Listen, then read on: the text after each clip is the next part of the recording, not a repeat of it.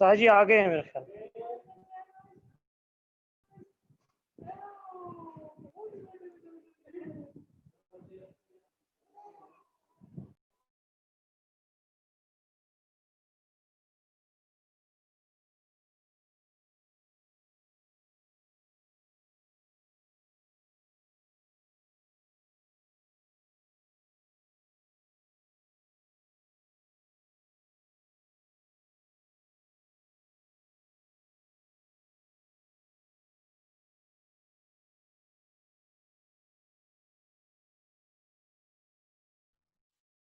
اور جو بنگال تھا وہ تقسیم ہو کر جو پاکستان کے حصے میں آیا، اس کو ہم لوگ شروع میں ایسٹ پاکستان کہتے تھے، مشرقی پاکستان، جو کہ بعد میں پھر ہم سے بھی الگ ہو کر بنگلہ دیش بن گیا، اور یہ بنگال کی تقسیم کے نتیجے میں ایسا ہو گیا تھا۔ تیسری بات جو اس کے اندر کی گئی تھی انڈین انڈیپینڈنس ایکٹ کے اندر، کہ جو اثاثے ہیں، یہاں پر بہت سارے اثاثے ہیں جو کہ ہندوستان کے اثاثے ہیں، یہ اثاثے بھی تقسیم کیے جائیں گے، اور حصہ بقدر جثہ کے لئے آپ کہ کچھ حصہ ان اثاثوں کا پاکستان کو جائے گا، کچھ حصہ جو ہے ان اثاثوں کا وہ بھارت کے حصے میں ہی باقی رہ جائے گا۔ اور اس کے اندر بھی بعد میں تھوڑی سی بے ایمانی کی گئی، پاکستان کو اس کا جو مناسب حصہ بنتا تھا وہ نہیں دیا گیا، اور جو گاندھی صاحب تھے بھارت کے بابا قوم جو ہیں، وہ ہڑتال پہ بھی چلے گئے، بھوک ہڑتال پہ چلے گئے تھے کہ پاکستان کو اس کے حصے کا جو اثاثے ہیں وہ دیے جائیں، اور بالآخر اسی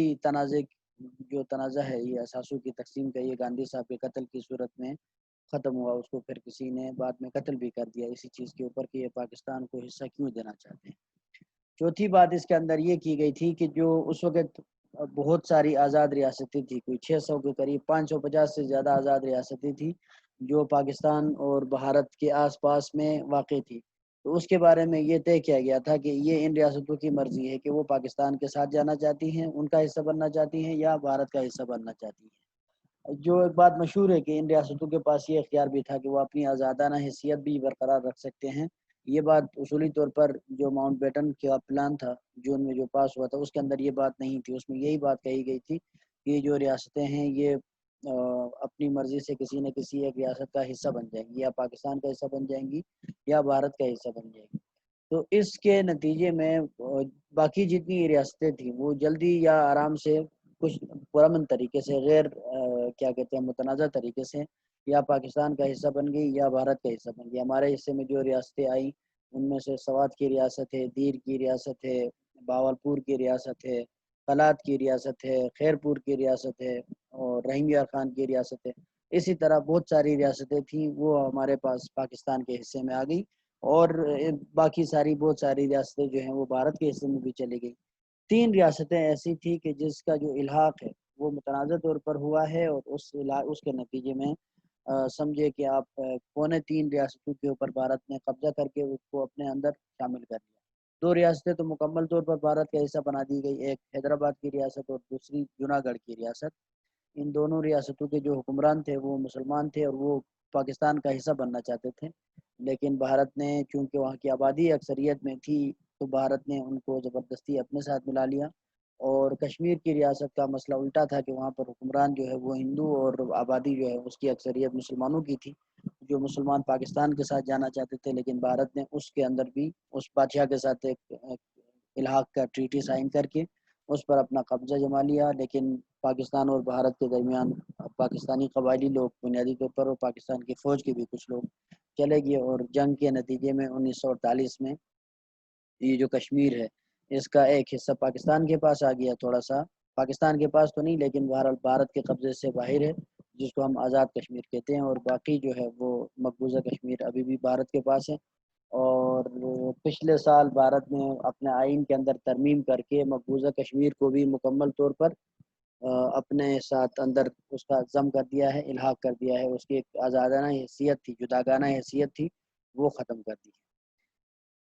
چوتھی بات اس کے اندر یہ کی گئی تھی کہ یہ جو دونوں ریاستیں ہیں پاکستان اور بھارت دونوں، یہاں پر گورنر جنرل کی حکومت ہوگی، سب سے بڑے حکمران جو ہوں گے وہ گورنر جنرل ہوں گے، اپنے اپنے پاکستان کا اپنا گورنر جنرل ہوگا اور ہندوستان کا اپنا گورنر جنرل ہوگا، اور یہ جو گورنر جنرل ہوگا جس کی حکومت، جو حکمران ہوگا پاکستان کا بھی اور بھارت کا بھی، یہ یہاں پر جو برطانوی حکمران ہے، بادشاہ کہہ لیں یا برطانوی تاج کہہ لیں، اس کا نمائندہ سمجھا جاتا تھا یہاں پر. گویا کہ جو تاج برطانیہ ہے، جب تک یہ اپنے آئین نہیں بناتے پاکستان اور بھارت دونوں، اس کی ہی حکومت قائم تھی یہاں پر. اور آگے جا کر مولوی تمیز الدین کیس کے اندر ہم یہ جو بات کی گئی ہے، یہ جو چوتھی بات کی گئی ہے، وہ کس طریقے سے مولوی تمیز الدین کیس کے اوپر سر انداز ہوئی ہے. بہرحال یہ کہا گیا کہ تاج برطانیہ گویا کہ یہاں پر گورنر جنرل کے واسطے سے حکومت کرے گی، اور بھارت میں بھی گورنر جنرل کے واسطے سے حکومت کرے گی، کیونکہ یہاں پر اور وہاں پر گورنر جنرل جو ہے یہ برطانوی جو شہنشاہ ہے اس کا نمائندہ سمجھا جاتا تھا. یہاں پر ہمارے پاس قائد اعظم محمد علی جناح کو سب سے پہلا گورنر جنرل بنایا گیا، اور بھارت میں ایک انگریز ہی گورنر جنرل کے عہدے پر کام کرتے رہے، اور بعد میں پھر جب انہوں نے اپنا آئین بنا لیا تو پھر گورنر جنرل کا عہدہ جو ہے وہ ختم ہو گیا. پانچویں بات یہ کی گئی تھی کہ new states could adopt their own constitutions, کہ یہ دونوں جو ریاستیں ہیں پاکستان اور بھارت، یہ اپنا آئین بنا کر مکمل طور پر الگ تھلگ ہو سکتی ہیں اور اپنی مرضی کا قانون اور اپنی مرضی کی حیثیت اپنے آپ کو دے سکتے ہیں. اس کے نتیجے میں بھارت نے 1952 میں اپنا آئین بنا لیا آزادی کے سمجھے کہ تقریباً 5 سال بعد، اور پاکستان کو یہاں تک پہنچنے میں اپنا پہلا آئین بنانے میں 9 سال کا عرصہ لگا. 1956 میں ہم نے جا کر اپنا آئین جو ہے سب سے پہلے بنایا تھا، اور اسی میں یہ بات کی گئی تھی کہ جو اپنا آئین بنا لیں گے یہ دونوں ریاستیں. اور اس کے نتیجے میں یہ ہوا کہ جو انڈین انڈیپینڈنس ایکٹ ہے اس کو منسوخ کر دیا. بھارت نے اپنے آئین کے اندر 1952 کے اندر اپنے آئین کے اندر یہ شک ڈال دی تھی، اور انڈین انڈیپینڈنس ایکٹ کو منسوخ کر دیا تھا. اور انڈین انڈیپینڈنس ایکٹ کے اندر کافی ساری چیزیں جو حکومت اور ریاست کی حیثیت سے متعلق تھی وہ ساری کی ساری اسی کے نتیجے میں ختم ہو گئی. اور پاکستان نے بھی آرٹیکل 221 کے تحت 1956 کے کانسٹیٹیوشن کے اندر انڈین انڈیپینڈنس ایکٹ کو جو ہے وہ منسوخ کر دیا تھا. یہ تھا خلاصہ انڈین انڈیپینڈنس ایکٹ کا، جس کے نتیجے میں پاکستان کا وجود جو ہے یہ عمل میں آیا تھا. اس کے بعد کیا ہوا کہ پاکستان اس کے تحت ہی کام کرتا رہا. کیا کہتے ہیں، Indian government of India act 1935 کے تحت ہی پاکستان کام کرتا رہا جب تک اپنا آئین نہیں بناتا. اچھا، لیکن پاکستان میں اپنی ایک آئین ساز اسمبلی وجود میں آئی تھی. یہ اسمبلی جو وجود میں آئی تھی یہ در حقیقت کوئی نئے انتخابات نہیں ہوئے تھے، یا لوگوں کا چناؤ بھی کچھ نئے طریقے سے نہیں ہوا تھا، بلکہ 1946 میں جو انتخابات ہوئے تھے اس میں جتنے لوگ پاکستان کے حصے میں آنے والے علاقوں سے منتخب ہوئے تھے وہ سارے کے سارے لوگ یہ کانسٹیٹیوٹ اسمبلی کا حصہ بن گئے تھے. اور ان لوگوں کے اوپر یہ ذمہ داری تھی کہ اب آپ نے جو ہے پاکستان کے لیے آئین بنانا ہے. بہرحال یہ 1949 میں یعنی آزادی کے 2 سال بعد پاکستان نے سب سے پہلے آئین سازی کے عمل کے اندر جو بہت بڑا ایک کیا کہتے ہیں سنگ میل عبور کیا، وہ یہ تھا کہ ہم نے یہاں پر قرارداد مقاصد جو ہے ہم نے قومی اسمبلی سے پاس کر لیا. آبجیکٹو ریزولوشن کے نام سے جانا جاتا ہے. یہ آبجیکٹو ریزولوشن جو ہے بذات خود کوئی قانون نہیں تھا، یہ قرارداد تھی کہ جس کے اندر رہنمائی دی گئی تھی کہ جو بھی آئین ہم آگے جا کے بنانے والے ہیں اس کے اندر ہم نے ان اصولوں کو دیکھ کر آئین بنانا ہے، ان اصولوں کو سامنے رکھنا ہے، ان اصولوں کے تحت ہم نے آئین بنانی ہے. کوئی چیز ایسی نہیں بنانی جو ان اصولوں کے ساتھ متصادم ہو. گویا کہ ہم نے اپنے لیے ایک راستہ چن لیا تھا کہ اس راستے سے چل کر اور اس طریقے کے تحت ان اصولوں کی روشنی میں اپنے لیے جو ہے وہ آئین بنانا ہے. اور آبجیکٹ ریزولوشن جب پاس ہو رہا تھا یہ نہیں تھا کہ کسی دن لیاقت علی خان صاحب نے پیش کر لیا اور بس وہ پاس ہو گیا. اس کے اوپر بہت لمبی جو ہے ڈیبیٹ ہوئی، اس کے اوپر اختلاف بھی کیا. غیر مسلم جو ہمارے ارکان اسمبلی تھے انہوں نے اس کے اوپر اختلاف بھی کیا. انہوں نے کہا کہ آپ لوگ اس کو ایک مذہبی ریاست بنانے جا رہے ہیں. آبجیکٹ ریزولوشن سے ہمیں یہ معلوم ہو رہا ہے کہ ایک مذہبی ریاست بننے جا رہی ہے جس کے اندر ہم جو کہ جس طرح ایک قومی ریاست کے اندر تصور پایا جاتا ہے کہ اس کے اندر مذہب کی بنیاد پر شہریوں میں تفریق نہیں ہوتی بلکہ سارے شہری برابر حصہ دار ہوتے ہیں اس ریاست کے. یہ اصول پامال ہو جائے گا. یہاں پر ہم جو غیر مسلم ہے وہ دوسرے درجے کے شہری بن کے رہ جائیں گے. لہٰذا یہ چیز نہ کرو. اور کوئی 16-17 جو ہے اس کے اندر ترمیمیں انہوں نے پیش کر دی کہ آبجیکٹ ریزولوشن کے اندر یہ ساری ترمیمیں کریں. مثلا اس کے اندر انہوں نے یہ بات انہوں نے کہا تھا کہ آپ اس کو کاٹ دیں کہ سورینٹی اور entire universe belongs to almighty Allah, یہ بات ختم کر دیں. اور بھی بہت ساری چیزیں تھی کہ جس کے اندر اسلامیت تھی. ان کو ہر وہ چیز سے اعتراض تھا جس کے اندر اسلام کی بات آتی، ریاست کی اسلامیت کی بات تھی، اس کے اوپر اعتراض تھا. یہ چیزیں جو ہیں آپ ختم کر دیں. لیکن جب ووٹنگ ہوئی تو وہ ساری ترمیمیں جو ہے مسترد ہوئیں اور آبجیکٹو ریزولوشن جس طریقے سے پاس کیا تھا، جس طریقے سے پیش کیا گیا تھا، اسی طریقے سے یہ آبجیکٹو ریزولوشن جو ہے وہ پاس ہوا۔ اچھا، ایک چیز اس کے اندر اضافی طور پر بتا دیں کہ یہاں پر بہت سارے لوگوں کو ابھی بھی، اور پاکستان کے اپنے شہریوں کو، بہت سارے شہریوں کو اس چیز کے اوپر اعتراض ہے کہ پاکستان ایک مذہبی ریاست کیوں ہے، یہاں پر ریاست کا ایک مذہب ہم نے کیوں قرار دیا کہ جو آرٹیکل 1 کے اندر ہم نے بتا دیا ہے کہ اسلام جو ہے ریاست کا مذہب ہے، یہ غلط ہے۔ یہاں پر اسلامی دفعات سے لوگوں کو اعتراض ہے، لیکن ان تمام لوگوں کو جو اعتراضات ہیں ان کا ہدف، جو تنقید کا ہدف بنتا ہے، وہ دفعات نہیں بنتی، بلکہ ان کو بنیادی طور پر اعتراض جو ہے وہ آبجیکٹو ریزولوشن سے ہے،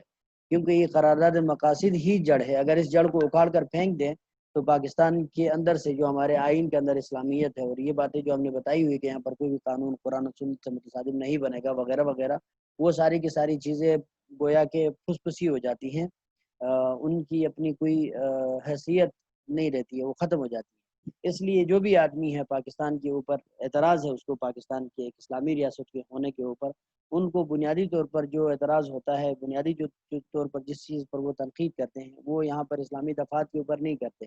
نہ ان کو اسلامی نظریاتی کونسل کے اوپر کوئی تنقید کرتے ہیں، نہ بنیادی طور پر وہ فیڈرل شریعہ کوڈ کے اوپر کوئی تنقید کرتے ہیں، نہ آرٹیکل 227 کے اوپر ان کو تنقید ہے، جس میں ہم نے یہ بتایا کہ قرآن و سنت کے خلاف کوئی قانون نہیں بنے گا وغیرہ وغیرہ۔ ان کو اصل اعتراض جو ہے آبجیکٹو ریزولوشن کے اوپر ہوتا ہے کہ یہ قرارداد مقاصد جو ہے یہ جڑ ہے فساد کی، اس کو ختم کر دیں گے تو پھر آگے پاکستان کو ایک سیکولر ریاست بنانا جو ہے وہ ممکن ہو جائے گا۔ بہرحال 12 مارچ 1949 کو ہم نے آبجیکٹو ریزولوشن پاس کر لیا پاکستان کی قومی اسمبلی نے، اور لیاقت علی خان صاحب نے اس پر تقریر کیے تھے اور کہا تھا کہ یہ سمجھے کہ ہمارے جو ریاست بنانے کا جو مقصد تھا وہ ایک طریقے سے ہم اس کی طرف جا رہے ہیں، اور یہ ہمارے لیے تاریخ کے اندر ایک بہت بڑا دن ہے کہ ہم قرارداد مقاصد یہاں سے پاس ہونے جا رہی ہے۔ اس کے اندر جو چیدہ باتیں تھی قرارداد مقاصد کی، پہلے میں وہ بتاتا ہوں، اس کے بعد یہ بتاتا ہوں کہ پاکستانی آئین کے اندر قرارداد مقاصد کی اپنی حیثیت اب کیا ہے۔ تو سب سے پہلے انہوں نے یہ بات کی کہ sovereignty belongs to Allah almighty. انہوں نے صرف یہ نہیں بتایا، قرارداد مقاصد جو شروع ہوتا ہے بالکل سمجھے کہ بسم اللہ الرحمن الرحیم جو ہے وہ یہ ہے کہ ساری کائنات کے اوپر حاکمیت اعلیٰ جو ہے وہ اللہ تبارک و تعالیٰ کی ذات کو حاصل ہے۔ صرف پاکستان کی بات بھی نہیں کی گئی، بلکہ یہ بتایا گیا ہے کہ sovereignty over entire universe belongs to Allah almighty alone, کہ صرف اللہ تبارک و تعالیٰ کی ذات کے لیے ساری کائنات کے اوپر حاکمیت اعلیٰ حاصل ہے، کوئی اور ذات نہیں ہے جو حاکمیت اعلیٰ ہونے کا تابعدار ہو سکے یا جس کا حکم چل سکے۔ اچھا جی، یہ ساری کائنات کے اوپر اللہ کی حکومت، اللہ تبارک و تعالیٰ کی حاکمیت ہے، اللہ کو حاکمیت اعلیٰ حاصل ہے۔ پھر کیا ہے، لیکن جو اتھارٹی ہے، جو حکومت ہے، یہ اللہ تبارک و تعالیٰ نے ایک مقدس امانت کے طور پر انسانوں کو دی ہے، پاکستان کے عوام کو دی ہے۔ اس ٹکڑے کے اوپر جو حکومت ہے یہ اللہ تبارک و تعالیٰ نے ایک مقدس امانت کے طور پر عوام کو دی ہے۔ یہ مجھے نہیں پتہ کہ ان کے ذہن میں یہ بات تھی یا نہیں تھی، ظاہر آبجیکٹو ریزولوشن جو ڈرافٹ کرنے والے صاحب ماشاءاللہ سے سارے علماء دین تھے، اس کے اندر یہ مولانا سلیمان گیلانی صاحب، سلیمان ندوی صاحب، اس کے علاوہ یہ علامہ ڈاکٹر اسد صاحب، اور بہرحال دوسرے علماء کا اس کے اندر بہت بڑا کردار ہے، ان کے ذہن میں یہ بات ہوگی۔ لیکن میرا ذاتی احساس یہ ہے کہ یہ جو بات کی گئی کہ یہ مقدس امانت ہے، یہ جو قرآن مجید کی آیت ہے کہ اللہ تبارک و تعالیٰ کہتا ہے فرشتوں کے قل انی جاعل فی الارض خلیفۃ،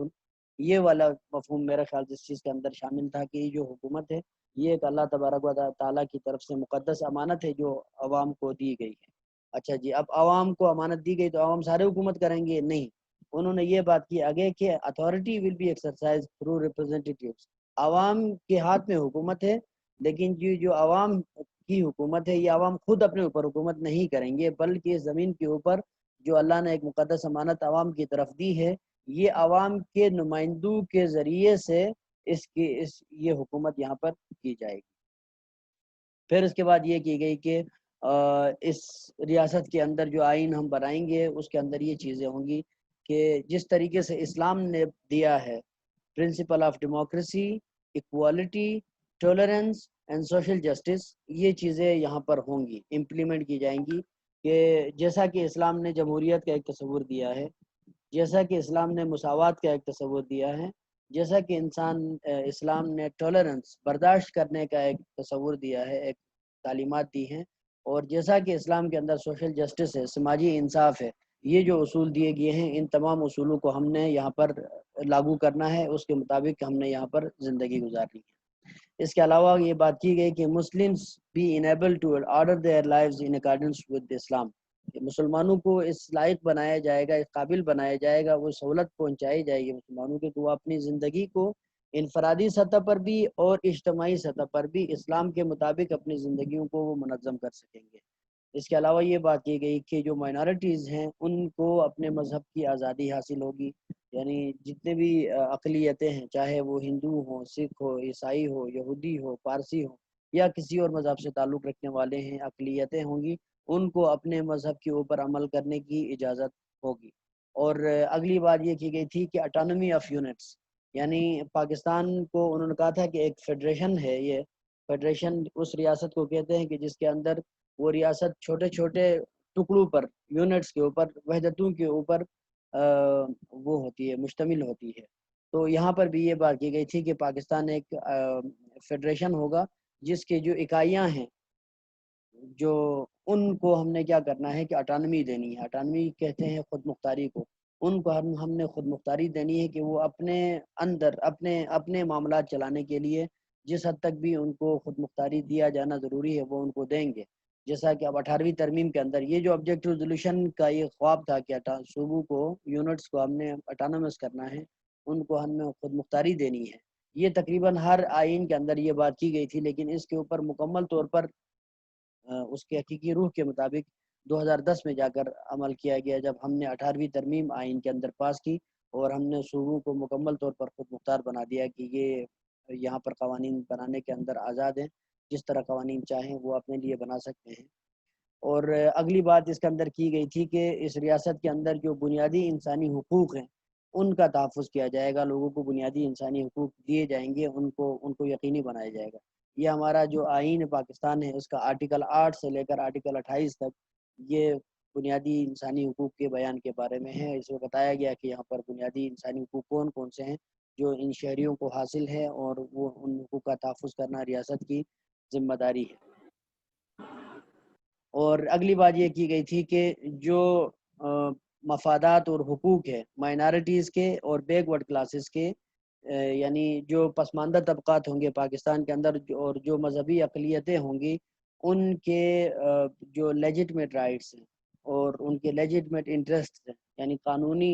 جائز ان کے حقوق اور جائز مفادات، ان کو ریاست جو ہے تحفظ دے گی۔ اور اس کے علاوہ یہ بات کی گئی تھی جو کہ بنیاد سمجھی جاتی ہے آج کے زمانے کے اندر، ایک ترقی یافتہ ریاست کی علامت سمجھی جاتی ہے کہ وہاں کی عدالت جو ہے وہ آزاد ہو جاتی ہے کسی بھی قسم کے سیاسی دباؤ سے یا انتظامی دباؤ سے۔ ہم نے ریاست کو عدالتوں کو، عدلیہ کو آزاد کرنا ہے کہ عدلیہ کے اوپر کوئی اور اثر انداز نہ ہو سکے۔ اور آخری بات یہ کی گئی تھی کہ integrity and independence of the territory shall be safeguarded, کہ پاکستان کی جو علاقائی علاقے ہیں ان کی آزادی اور ان کی سالمیت، اس کو ہر صورت میں اس کو تحفظ دیا جائے گا اور اس کو بچایا جائے گا اور اس کی حفاظت کی جائے گی۔ یہ تھا آبجیکٹو ریزولوشن جو کہ پاکستان نے پاس کیا تھا 1949 کے اندر۔ ابھی میرے پاس یہ 2 منٹ اور 15 سیکنڈ کے بعد یہ جو کال ہے یہ ختم ہو جائے گی، اس کے بعد پھر میں دوبارہ کیا کہتے ہیں اس کو کال ملاؤں گا، کلاس شروع کروں گا، تو اس کے بعد پھر انشاءاللہ میں آگے مزید اس کے اوپر جو وضاحت ہے آبجیکٹو ریزولوشن کی اپنی قانونی آئینی حیثیت کے اوپر، اس کی میں وضاحت کروں گا۔ 2 منٹ آپ کے پاس ہے، اگر کسی کے پاس کوئی سوال ہو تو اپنا سوال یہاں پہ کر سکتا ہے۔ اچھا سر جی، یہ جو اس میں چوتھے پوائنٹ میں بتایا پرنسپلس آف ڈیموکریسی، جی جی تو سر جی اس میں یہ جمہوریت کا حوالے سے بتایا ہے۔ جی جی اچھا مطلب تو یہ پوچھنے سارا، آپ کا سوال یہ ہے کہ جمہوریت مطلب یا اسلامی جمہوریت وہ کیا ہوتی ہے؟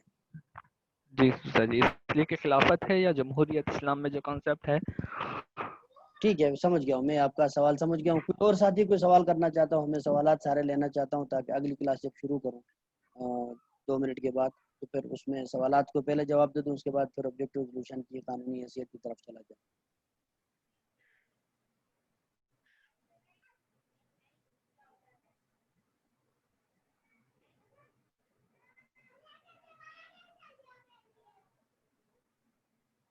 نہیں ہے کوئی سوال؟